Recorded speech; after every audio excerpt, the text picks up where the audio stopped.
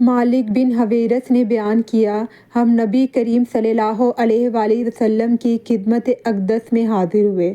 ہم سب ہم عمر نوجوان ہی تھے۔ آپ صلی اللہ علیہ وآلہ وسلم کی خدمت مبارک میں ہمارا 20 دن و رات قیام رہا۔ آپ صلی اللہ علیہ وآلہ وسلم بڑے ہی رحم دل اور ملنسار تھے۔ جب آپ صلی اللہ علیہ وآلہ وسلم نے دیکھا کہ ہمیں اپنے وطن واپس جانے کا شوق ہے تو آپ صلی اللہ علیہ وآلہ وسلم نے پوچھا کہ تم لوگ اپنے گھر کسے چھوڑ کر آئے ہو؟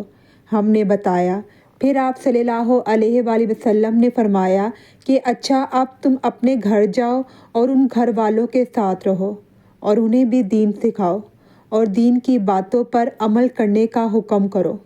مالک نے بہت سی چیزوں کا ذکر کیا جن کے متعلق ابو ایوب نے کہا کہ ابو قلابہ نے یوں کہا، وہ باتیں مجھ کو یاد ہیں، یا یوں کہا مجھ کو یاد نہیں، اور نبی کریم صلی اللہ علیہ وآلہ وسلم نے فرمایا کہ اسی طرح نماز پڑھنا جیسے تم نے مجھے نماز پڑھتے ہوئے دیکھا ہے، اور جب نماز کا وقت آ جائے تو کوئی ایک اذان دے اور جو تم میں سب سے بڑا ہو وہ نماز پڑھائے۔